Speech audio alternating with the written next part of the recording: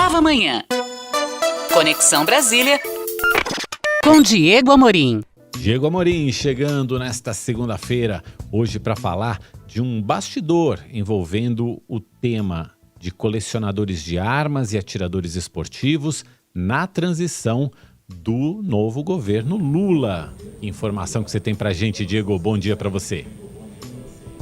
Bom dia, Mauro, bom dia, Michele, bom dia, ouvintes. Esta coluna era para ter ido ao ar na semana passada, mas eu decidi adiá-la depois daquela tragédia em escolas do Espírito Santo para hoje, quando um criminoso, um terrorista, invadiu as salas de aula disparando contra alunos e professoras. Esse episódio de dilacerar o coração da gente não é um fato isolado, não, infelizmente, ao contrário do que disse a polícia por lá, e é resultado, sim, também da frouxidão das normas para aquisição de armas de fogo aqui no Brasil e toda essa cultura armamentista que foi incentivada nos últimos anos.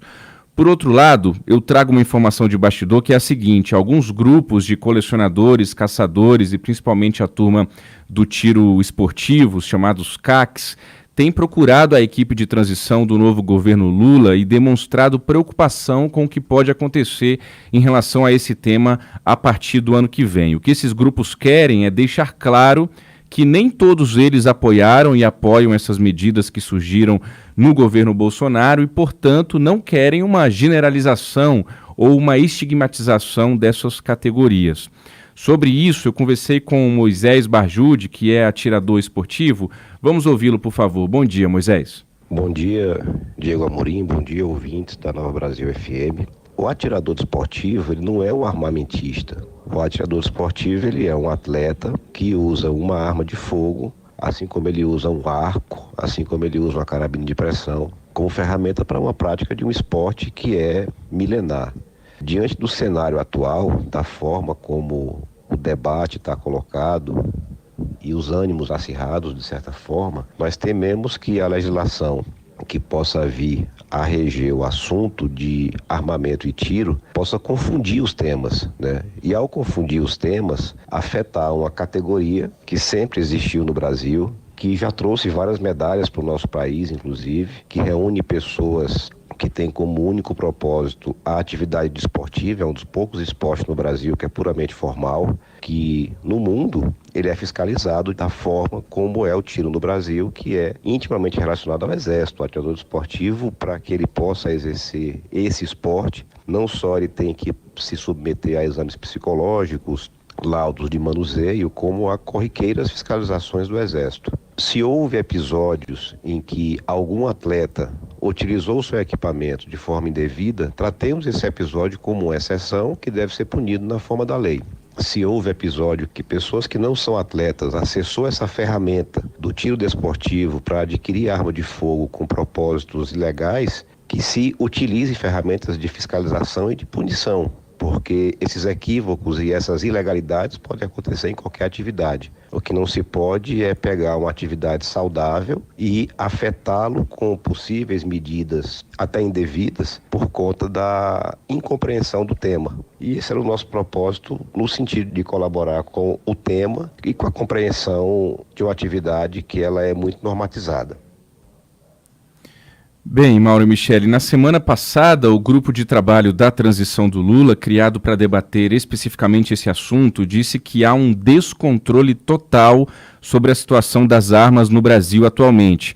Eles falaram, inclusive, em um número, cerca de 112 armas legais desviadas por mês, segundo essa equipe de transição.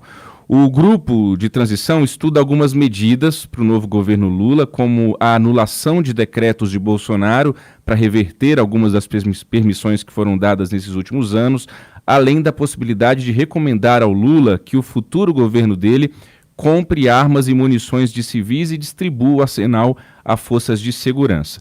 Em artigo publicado recentemente, o Moisés Barjude, que nós ouvimos agora há pouco, afirmou que o fato é que o tiro desportivo sempre existiu e continuará existindo no Brasil. Ele acrescentou também que os atiradores desportivos são pessoas normais, entre eles não serão encontrados desocupados ou loucos, pois as regras que definem o esporte exigem o exercício de atividade laboral e um atestado psicológico. Ele ainda acrescentou: verão que o problema não é o número de CACs atirando pelas ruas, mas sim a frouxidão da lei penal e processual penal brasileira que incentiva comportamentos antissociais. Não são CACs, mas bandidos que de alguma forma acessaram o registro junto ao Exército ou burlaram a análise psicológica, lembrando que a natureza criminosa não se evita somente prevenindo comportamentos, mas também punindo como forma de desestimular outros. Essas são as palavras do Moisés desse artigo. Eu fiz esse artigo chegar, Mauro e Michele, ouvintes da Nova Brasil FM, ao senador eleito Flávio Dino, que está sendo muito cotado para ser o futuro ministro da Justiça do novo governo Lula. E o Dino me respondeu, nós trocamos mensagens, ele me disse que a transição está aberta ao diálogo com gente séria dos CACs, sobretudo do tiro esportivo. Flávio Dino me escreveu exatamente o seguinte: li com atenção, não temos problema algum com gente séria e que quer apenas praticar o tiro esportivo.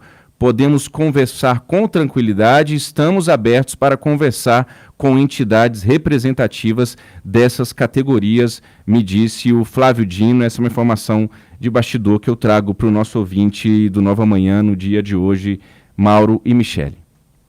Muito bom, Diego. Obrigado, bacana a informação, acho que ficou bem claro, e é importante esse controle, né? Porque teve muita gente, o que está acontecendo é que tem muita gente comprando arma de forma legal, né? E aí gera um descontrole. Não são as pessoas que estão comprando ilegalmente, é que afrouxou-se muito, expandiu muito a possibilidade de se comprar arma de forma legal, e é preciso discutir os limites disso e as consequências disso. Como você mesmo citou, às vezes essas consequências são trágicas.